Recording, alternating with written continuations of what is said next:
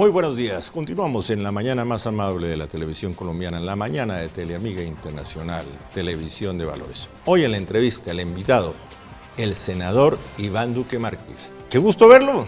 Adolfo, un placer estar acá en su programa. Me emociono mucho con su presencia en La este... emoción es mía después de una larga amistad de tantos años. Muchos años y verlo usted manejando cosas importantes, el tema económico en el Congreso. Chévere. Usted con ese espacio que dejaron congresistas ilustres como Víctor Hernán Barco, como Luis Guillermo Vélez, Juan Mario Lacerna. Juan Mario Lacerna, pero ahora en manos de el senador Iván Duque Márquez. Qué bueno, qué bueno. Muchas gracias. Gracias por todo lo que le aporta a este país. Muchas gracias y acá seguiremos en la lucha todos los días. Me siento muy identificado con lo que usted hace y felicitaciones. Muchas gracias. Bueno, vamos al tema económico. ¿Hay crisis económica?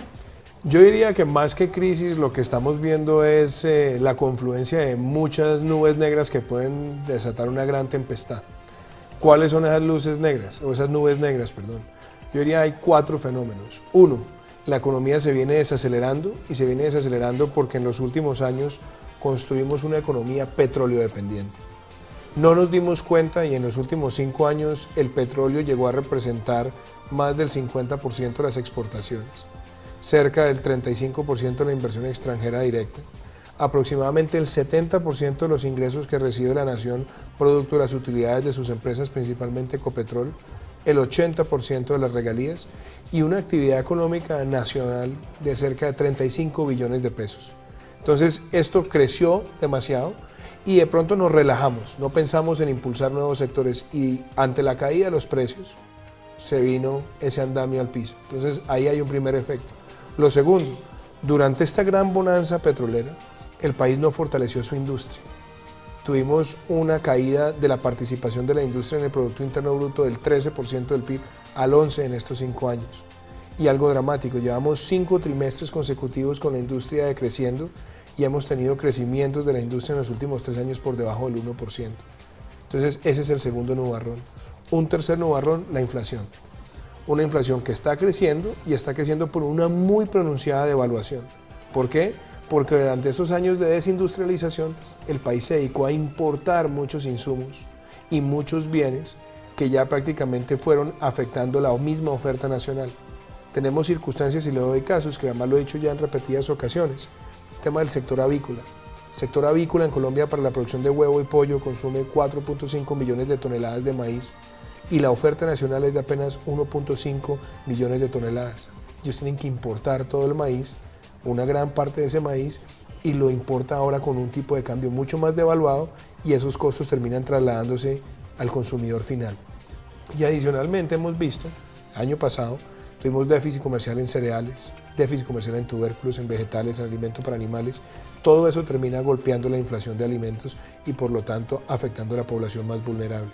Y creo que el último frente, que es el frente quizás más delicado, es el frente fiscal, porque gran parte de los ingresos de la nación dependían de esa renta minero-energética. Eso se vino a pique y el gobierno, respondiendo de manera improvisada, trajo una reforma tributaria que se ha vuelto asfixiante para los sectores productivos. Entonces creo que estos 4 fenómenos, Adolfo, hacen ver un panorama oscuro para la economía. Pero elude usted la palabra crisis. Es que a mí la palabra me parece que uno tiene que ser respetuoso y tiene que ser responsable con el uso del lenguaje. Crisis la que tiene Grecia. Colombia está en una situación de inmensa vulnerabilidad que puede detonar una crisis.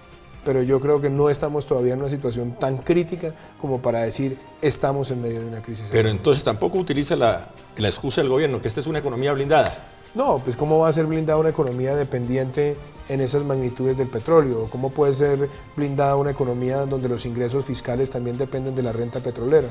¿O cómo puede estar blindada una economía cuando tenemos nuestra concentración en nuestros principales socios comerciales en cuanto a la oferta exportable? La gran mayoría es petróleo. Pues por supuesto que somos una economía altamente vulnerable y el ministro de Hacienda quiso negar eso por mucho tiempo, ahora ya lo está reconociendo. Y por la época electoral se niega el fenómeno en su real magnitud. Bueno, yo a veces creo que esto pasa a veces como tristemente suele ocurrir con las personas que han estado en el alcoholismo, que niegan el problema y ya cuando vienen a enfrentar el problema, cuando lo aceptan, ya están inmersos en una contaminación física muy grave. Yo creo que lo que hay que buscar acá es que el manejo de las finanzas públicas sea ante todo sincero con las cifras Y yo creería que gran parte de la razón por la cual la sinceridad se ha sacrificado es porque hay muchos miembros del gabinete que más que ministros son candidatos a la presidencia. Sí, pero lo de la monodependencia, el caso del petróleo también, eso es un común denominador de la historia. En determinado momento la monodependencia del café. Bueno, usted recordará que el presidente Alfonso López Miquelsen decía que Colombia era un país que vivía de bonanza en bonanza. Y la última gran bonanza que hemos tenido es la bonanza petrolera. ¿Qué hubiéramos podido hacer distinto? Y en esto es bien importante señalarlo. Nosotros no ahorramos lo suficiente en la época de las vacas gordas para estar preparados para la época de las vacas flacas. Cuando vinieron las vacas flacas tuvimos que acudir a una reforma tributaria improvisada que lo que está haciendo es afectar el aparato productivo. Y de otro lado, muchos países que han sido exitosos en épocas de bonanzas de materias primas es utilizar esa bonanza para empujar sectores de valor agregado en la oferta exportable y de valor agregado en materia de propiedad intelectual. Lamentablemente Colombia, Adolfo, solamente el 10% de nuestras exportaciones tienen ese valor agregado. Pero la responsabilidad no solo es del actual gobierno. Pero yo creo que como todo, en Colombia ha habido circunstancias que nos han hecho históricamente relajarnos en las épocas de bonanzas. Pero yo veo una cosa, este gobierno tenía una gran responsabilidad, este gobierno heredó un país en un rumbo muy bueno, no diría en una panacea, en un rumbo muy bueno. ¿Por qué?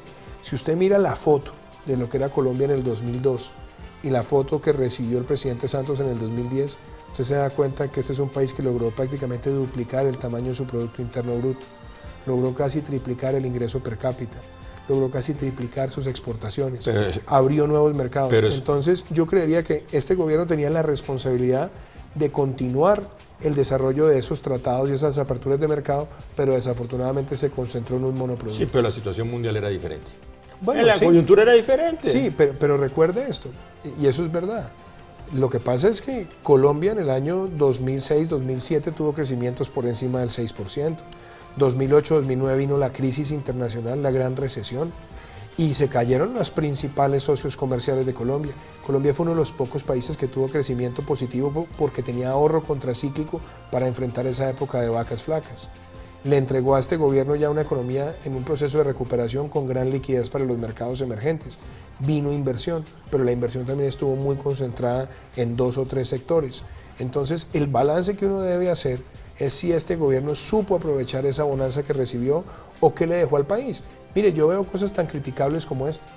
En la reforma de las regalías que le hizo el ministro Juan Carlos Echeverry, fue pensada para un país que iba a tener petróleo a $100, produciendo 1 millón de barriles infinitamente. Pero cuénteme una cosa, usted que es un estudioso de los temas económicos, ¿usted esperaba esta caída de los precios del petróleo? Pues yo le voy a decir lo siguiente, de pronto decir que la caída en las magnitudes de precio pues era impredecible, pero es muy importante señalar 2 cosas, Adolfo.